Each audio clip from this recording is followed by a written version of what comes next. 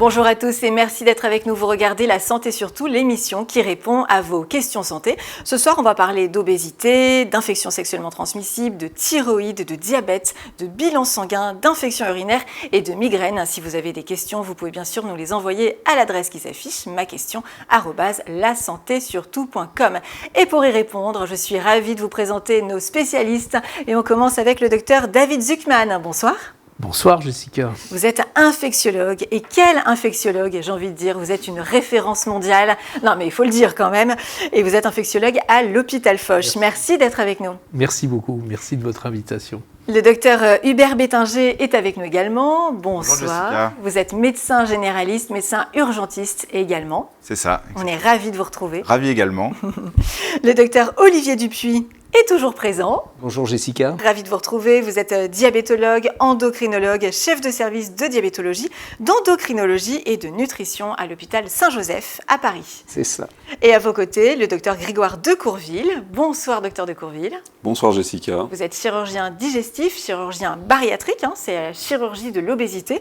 On va en parler. Et vous opérez à l'hôpital Foch de Suresnes et à l'Institut Montsouris également à Paris. Exactement. Merci de me recevoir. Merci à vous quatre d'être parmi nous. La toute première question, elle est pour vous, docteur Zuckman. Est-ce que vous êtes prêt ? Prêt. Alors allons-y. C'est une question de Marc, 52 ans de Reims. Il vous écrit et vous dit, en dehors du VIH, est-ce que toutes les infections sexuellement transmissibles se soignent facilement, simplement avec des antibiotiques ? Oh non. Ah oui. Non, non, malheureusement, parce que dans les infections sexuellement transmissibles, il y en a beaucoup qui sont d'origine virale. Par exemple, l'herpès. Par exemple, les papillomavirus, l'hépatite B, etc.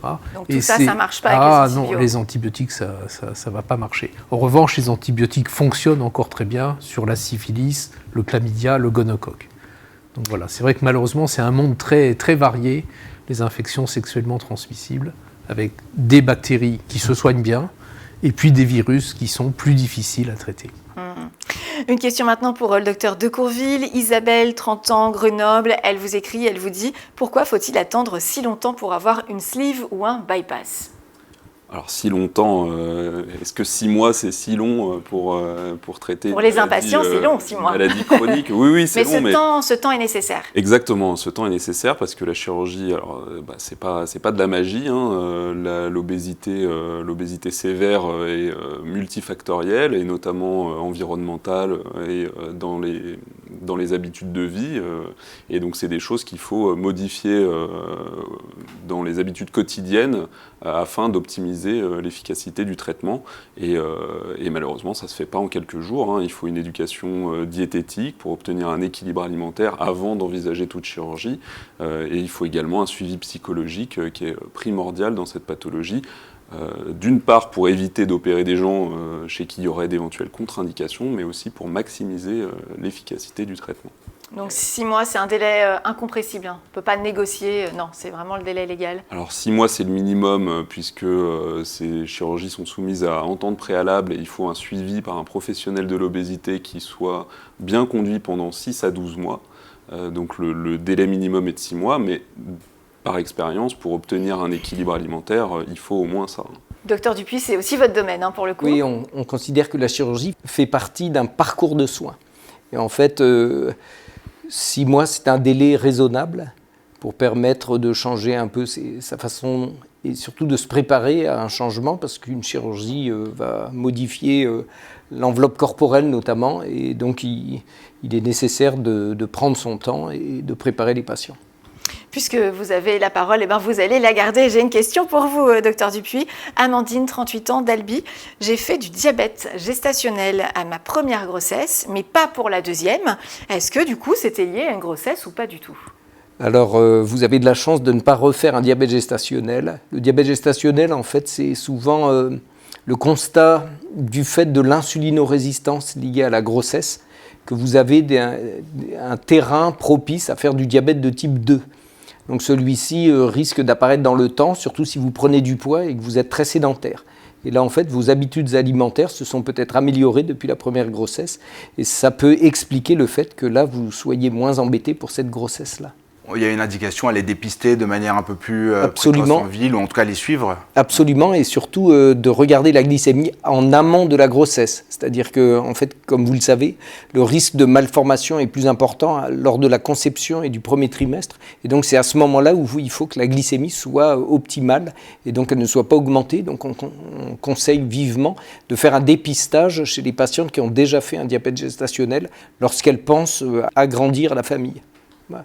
Et une question pour vous maintenant, docteur Hubert Bettinger. Sophie, 53 ans, de Lyon. Je me sens fatiguée en permanence, même après une bonne nuit de sommeil. À partir de quand doit-on s'inquiéter d'une fatigue chronique?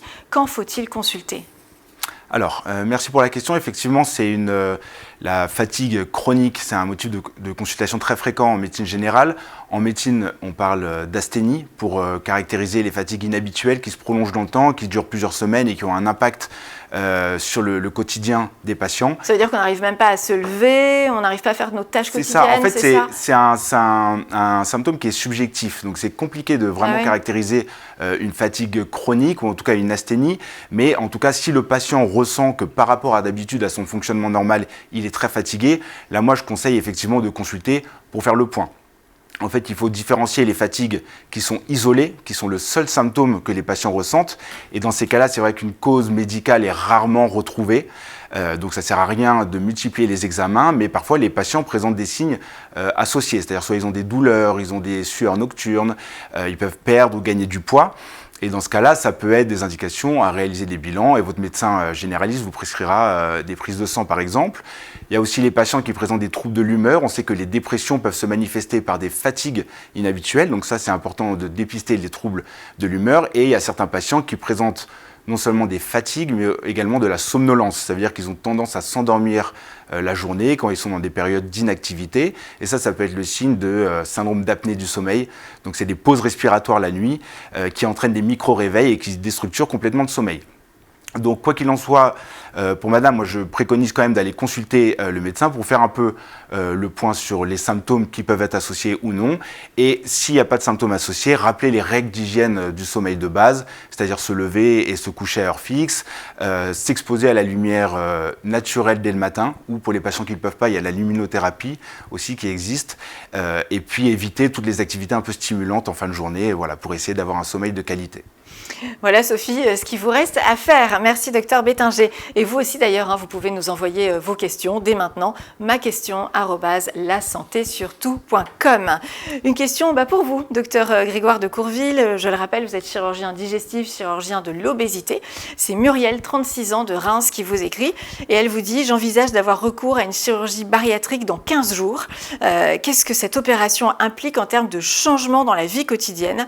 Elle nous précise traitement, suivi à vie sociale. Donc a priori, elle va aller consulter, j'imagine, un chirurgien dans 15 jours pour se renseigner. Oui, alors j'espère qu'elle ne va pas être opérée dans 15 jours si elle n'est pas encore au courant des modifications à anticiper. Alors évidemment, on prépare les patients bien en amont de la chirurgie. Alors les modifications immédiates après la chirurgie, elles s'imposent d'elles-mêmes. C'est que ça diminue fortement la capacité de prise alimentaire, donc ça nécessite de faire des repas de moins grande quantité. Donc il y a un apport calorique moins important par repas, donc il faut fractionner les repas dans un premier temps, les premières semaines, même les premiers mois.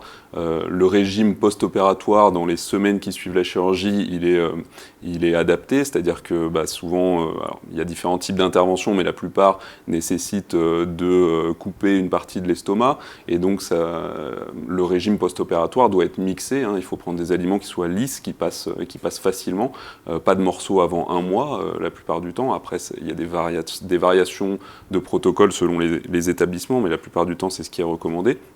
Et ensuite, alors, au plus long cours, ça va nécessiter ce qu'on a préparé en amont et ce dont je discutais tout à l'heure, c'est d'adapter l'équilibre alimentaire pour éviter le risque de récidive de l'obésité, parce que j'insiste fortement là-dessus, l'obésité sévère est une pathologie chronique. C'est-à-dire que la chirurgie ne va pas traiter le métabolisme du patient. On va traiter un symptôme qui est le poids. On va faire perdre le poids du patient jusqu'à des niveaux, par exemple pour une sleeve, c'est de l'ordre de 20 à 25% du poids. Ça permet d'améliorer la qualité de vie, mais aussi d'améliorer les comorbidités liées à l'obésité, c'est-à-dire les conséquences comme l'hypertension, le diabète, le cholestérol.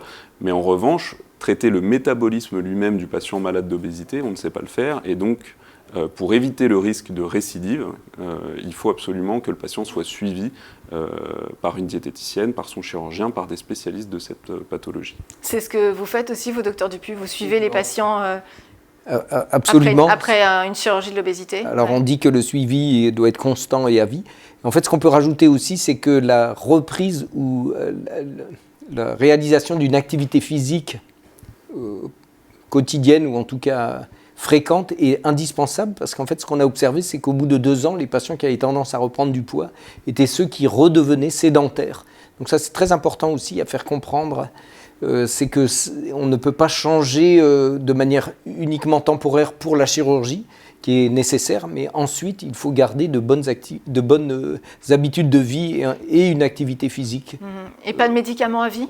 Pour le cas particulier du bypass, qui est une dérivation digestive, un court-circuit, bypass ça veut dire court-circuit gastro-intestinal, en fait ça entraîne ce qu'on appelle une malabsorption, c'est-à-dire que le circuit digestif étant modifié, ça diminue l'absorption des nutriments, et notamment il y a un risque de carence vitaminique qui perdure toute la vie durant. Donc dans le cas particulier du bypass, en Y, il faut absolument avoir une supplémentation vitaminique, et ce, à vie. Pour les autres chirurgies, généralement la supplémentation est réalisée dans l'année qui suit la chirurgie, puisque c'est la phase de perte de poids et c'est la phase où on a le plus de difficultés à s'alimenter. Et donc c'est à ce moment-là que les risques de carence sont réels, et donc c'est sur cette période que la supplémentation est nécessaire. On va parler justement des dosages sanguins avec vous, docteur Bettinger. Isabelle, 50 ans, de Nantes, on me propose régulièrement de faire des bilans sanguins de routine. Est-ce vraiment utile quand on se sent en bonne santé? Et à quelle fréquence faut-il vraiment en faire? Alors, la réponse est plutôt non. C'est vrai qu'on a eu l'habitude pendant longtemps de faire des examens sanguins de routine, les examens sanguins annuels pour vérifier que tout allait bien. Chez les patients en bonne santé, ce n'est pas forcément recommandé. Les études ont montré que ça n'avait pas forcément d'impact majeur sur la mortalité ou la survenue de certaines maladies, et que parfois on pouvait même découvrir des anomalies lors de ces prises de sang qui n'avaient pas d'impact clinique, et donc du coup ça occasionnait du stress pour les patients, ça générait la prescription d'examens complémentaires, parfois pour pas trouver grand-chose. Donc c'est pas forcément recommandé, il n'y a pas une recommandation pour faire des bilans sanguins tous les ans à chaque âge de la vie. Par contre, il est recommandé de faire des bilans de prévention chez votre médecin qui adaptera la prévention à votre mode de vie, à vos antécédents familiaux, vos antécédents personnels, les traitements que vous prenez, et qui vous prescrira les examens recommandés. Aujourd'hui, on a en France la possibilité de faire des consultations de bilan de prévention aux âges clés de la vie, c'est-à-dire entre 18 et 25 ans, à 45 ans, ensuite à 65 ans, et qui permettent de cibler justement ces préventions. Donc par exemple, chez les jeunes entre 18 et 25 ans, ça va être les comportements à risque ou les IST, et chez les patients plus âgés, peut-être tout ce qui est maladies cardiovasculaires. Après, rien n'empêche effectivement de faire une prise de sang pour regarder si, par exemple, on n'a pas du cholestérol ou un début de diabète, si on a certains facteurs de risque. Mais en cas de normalité du bilan et si on n'a pas de symptômes particuliers, ça ne sert à rien de les répéter tous les ans. Et quand on change de partenaire, il y a un bilan sanguin particulier à faire à chaque fois ou pas, docteur Zuckman? C'est bien si on change effectivement de partenaire et qu'on va établir une nouvelle relation, c'est bien de mettre les compteurs à zéro. De part et d'autre, s'assurer que on a un test VIH négatif, que on est. En gros, il y a quoi à faire? Donc un bilan sanguin pour le test VIH. Oui, le test VIH. On peut aussi. Un test urinaire. Un test urinaire, notamment chlamydia, gonocoque. Oui, ça dépend un petit peu. De sa vie antérieure. Si on vient d'une vie agitée ou d'une vie très calme, évidemment, c'est pas la même chose. Là aussi, en termes c'est du sur-mesure. Risque. Oui, c'est du sur-mesure.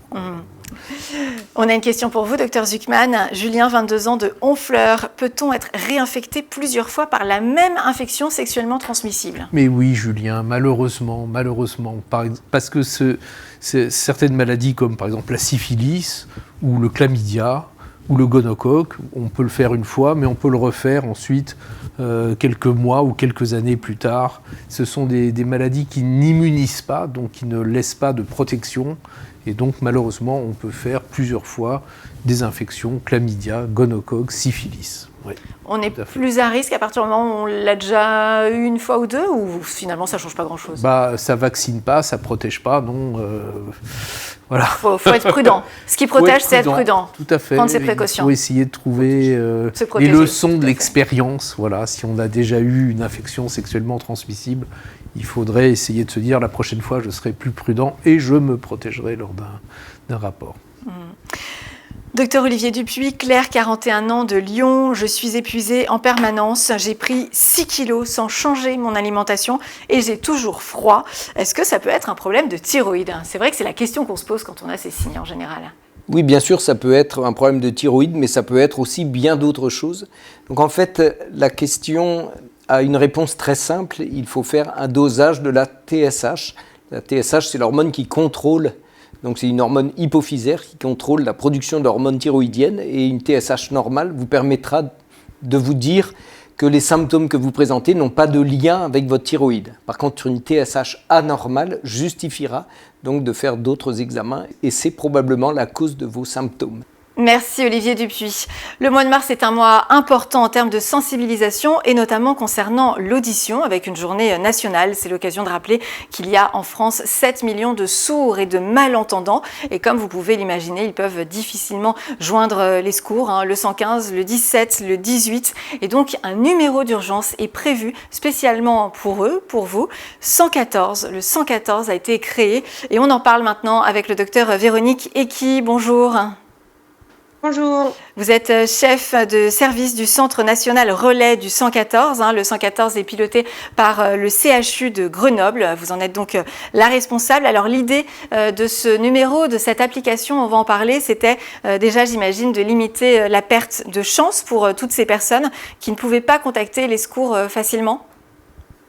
Oui, en effet, puisque quand on est sourd ou malentendant, on ne peut pas téléphoner ou alors on téléphone mais on rate une partie des messages. C'est pourquoi le 114 a été créé, pour permettre que les personnes sourdes profondes ou devenues sourdes, le plus souvent avec l'âge ou avec des pathologies, puissent contacter les secours elles-mêmes, sans passer par une tierce personne.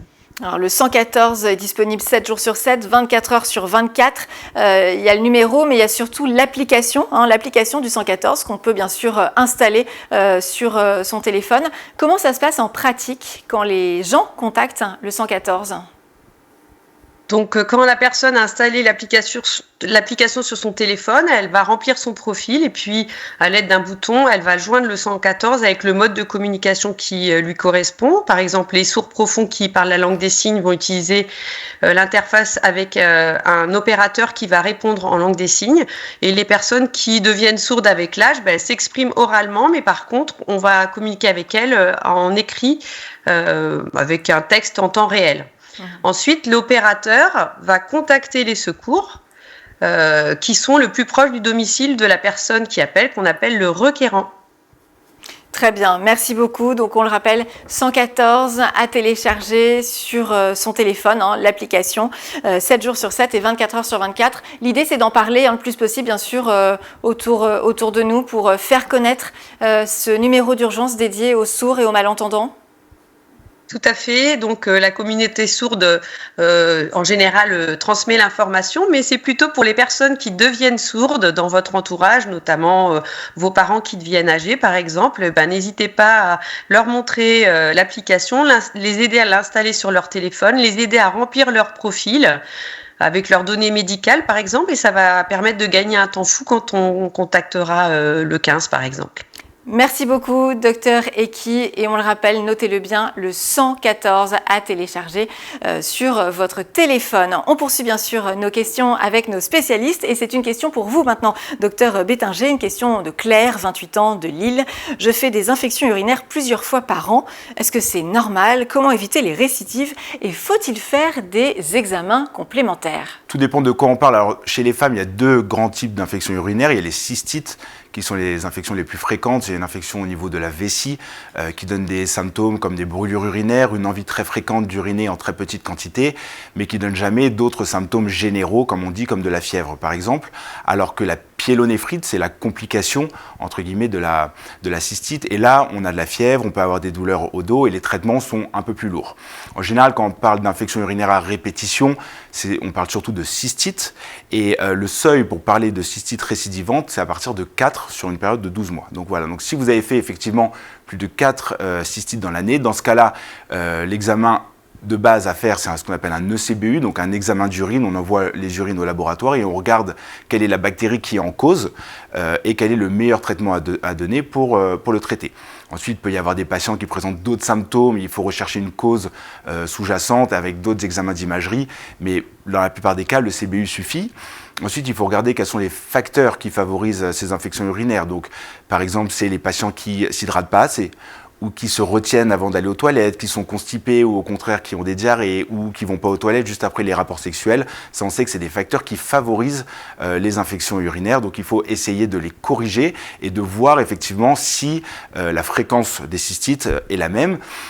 Si effectivement ça ne change pas grand-chose, dans ce cas-là, on peut proposer certains traitements adaptés, donc des antibiotiques sur une période plus longue, ou par exemple pour les femmes qui présentent des infections juste après les rapports de manière répétée, on peut proposer juste avant ou juste après les rapports un antibiotique de manière systématique. Voilà, donc bien respecter les règles, et puis si on dépasse ce seuil-là, il faut consulter effectivement. Oui, c'est ce que j'allais vous dire, des infections urinaires récidivantes, ça peut cacher parfois aussi un cancer de la vessie.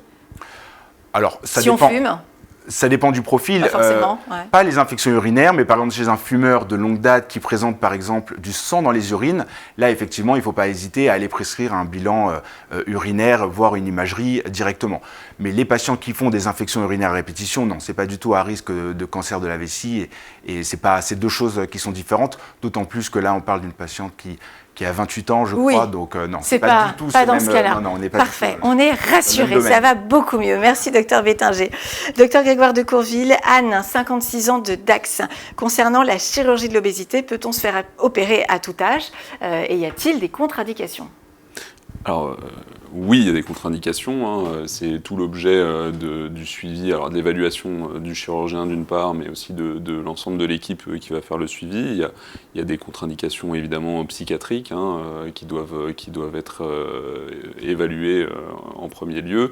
Il peut y avoir des contre-indications également sur les troubles du comportement alimentaire qu'on n'arriverait pas à corriger. Donc c'est ce dont on parlait tout à l'heure et l'importance du suivi préopératoire. Après, concernant l'âge, en médecine, ça fait un moment maintenant qu'on n'aime pas parler d'âge pur, on parle d'âge physiologique. Alors, initialement, c'est vrai qu'on contre-indiquait cette chirurgie chez les patients de plus de 60 ans. Aujourd'hui, on sait qu'au-delà de 60 ans, on peut être, malgré une obésité sévère, en très bon état général, avec peu de complications ou de pathologies qui peuvent mettre en jeu le pronostic vital à moyen terme. Et donc chez ces patients-là, une fois ces patients évalués par l'équipe pluridisciplinaire, on peut poser des indications chirurgicales au-delà de 60 ans. Docteur Olivier Dupuis, Vanessa, 46 ans de Dijon. Quel est le meilleur moment de la journée pour prendre son traitement de l'hypothyroïdie pour qu'il soit le plus efficace possible ? Alors, le meilleur moment, c'est le moment où vous êtes à jeun. Donc vous pouvez le prendre soit le matin au réveil, soit le soir avant de vous coucher. Mais il faut le prendre à jeun. Pourquoi ? Parce que c'est un traitement qu'on appelle à marge étroite, à marge thérapeutique étroite. Et donc il faut favoriser la meilleure absorption possible. Et dès qu'il y a un repas ou une prise alimentaire, votre absorption va être réduite. Et donc c'est pour ça qu'on demande que ce traitement soit pris totalement à jeun. Donc vous pouvez choisir quand même, donc souvent on dit le matin, soir, ouais. Voilà, le matin au réveil, mais on peut très bien le prendre pour certains le soir. Par contre, il faut bien le prendre de manière régulière, tous les jours, à peu près dans le même créneau horaire. Et ce sont les mêmes règles pour les traitements de l'hyperthyroïdie ? Alors en fait, quels que soient les traitements, ceux que vous prenez à jeun sont mieux absorbés, en principe. D'accord. Par contre, il y a des erreurs à ne pas faire. Par exemple, les IPP, les inhibiteurs de la pompe à protons, tous les médicaments qu'on donne pour protéger l'estomac, par exemple, vont réduire l'absorption. Il y a beaucoup de gens qui ne le savent pas, mais il vaut mieux prendre ces IPP en dehors des autres médicaments, notamment, et plutôt en dehors des repas aussi. Parfait, merci pour cette réponse. Et la dernière question, elle est pour vous, docteur Zuckman. Gisèle, 62 ans de Toulon. est-ce qu'on peut attraper le papillomavirus à tout âge ? Alors Gisèle, je ne sais pas, voilà, je ne connais pas sa vie, mais mettons qu'elle n'ait eu aucun partenaire sexuel jusqu'à 62 ans. Ben oui, elle peut l'attraper à 62 ans. Mais ce qu'on considère pour le papillomavirus, c'est que c'est une infection sexuellement transmissible très fréquente et que le pic d'acquisition, c'est au début de la vie sexuelle, là où on a en général le plus de partenaires. Donc voilà, l'adolescence entre 18 et 25 ans, c'est là où on a le maximum de partenaires sexuels et donc le maximum de risques de rencontrer ce papillomavirus. Enfin, si elle s'était préservée jusqu'à l'âge de 62 ans, elle peut l'attraper à ce moment-là, oui. Là aussi, il faut rester prudent. Exactement. À tout âge. C'est un cas de figure assez rare quand même, hein, mais tout peut se voir. Il élimine tout seul, le papillomavirus dans la plupart Alors des cas. oui, dans la plupart des cas, voilà, les adolescents qui sont contaminés, on va dire que le pic de contamination comme ça aux alentours de 20 ans, la majorité des femmes, ou des hommes d'ailleurs, qui sont contaminés par le papillomavirus vont l'éliminer spontanément. Et malheureusement, un certain nombre vont garder ce papillomavirus avec le risque de voir 20 ans, 30 ans après apparaître un cancer, notamment le cancer du col de l'utérus chez la femme, le cancer du canal anal aussi, dans les deux catégories d'âge. Voilà, ça c'est les cancers. D'où l'intérêt de vacciner les plus jeunes. L'intérêt est éminemment important de vacciner garçons, à l'âge de 11-12 ans. C'est le bon âge avant que quiconque ait eu un rapport sexuel. C'est le moment vraiment adéquat. C'est pour ça qu'il y a maintenant une vaccination proposée en classe de 5e, donc pour des enfants de 12-13 ans. C'est vraiment là qu'il faut mettre le paquet pour cette vaccination. Et le frottis. Alors, le frottis, c'est après, oui, bien sûr. La vaccination, c'est une vraie chance pour voir disparaître probablement un bon nombre de cancers de l'utérus. Comme en Australie d'ailleurs. Absolument. Et en France, on n'a pas encore assez de jeunes vaccinés. Hein. Il reste une marge de progrès à faire dans ce domaine-là. Et donc, il faut mettre le maximum d'efforts sur cette vaccination à l'âge de 11, 12, 13 ans. C'est là où il faut vraiment, au collège, ou avec le médecin traitant, ou avec le pharmacien, faire cette vaccination pour qu'elle donne les résultats les meilleurs. Et si on fait bien tout ça et qu'on arrive à 80% de couverture vaccinale, on verra effectivement disparaître un certain nombre de cancers, notamment le col de l'utérus. Mais on en est encore assez loin. Donc les parents ont un vrai rôle à jouer, essentiel, un rôle d'information, un rôle d'action aussi pour faire vacciner vos enfants. Pensez-y. Absolument. Jusqu'à 26 ans d'ailleurs. Oui, maintenant, garçons et filles. Il y a un rattrapage pour... faire un rattrapage jusqu'à 26 ans, c'est très important. Mais l'idéal, c'est quand même de vacciner avant tout, sentimental, c'est quand même là où c'est le plus utile. Et vraiment, il faut insister là-dessus. Voilà. Vaccinons nos enfants tôt, et comme ça, ils seront protégés. Merci beaucoup, Dr Zuckman, et merci à vous quatre pour votre participation à cette émission. Rendez-vous vendredi prochain, même heure, sur Top Santé. Et si vous adorez cette émission, sachez que vous pouvez la revoir dès demain, 18h, et toute la semaine à 18h. Et vous pouvez aussi nous envoyer vos questions, maquestion@lasantésurtout.com. Qu'est-ce qu'on dit normalement, Dr Bettinger, à la fin de l'émission ? Et n'oubliez pas... moi, j'ai oublié. N'oubliez pas, la santé surtout. C'est assez simple.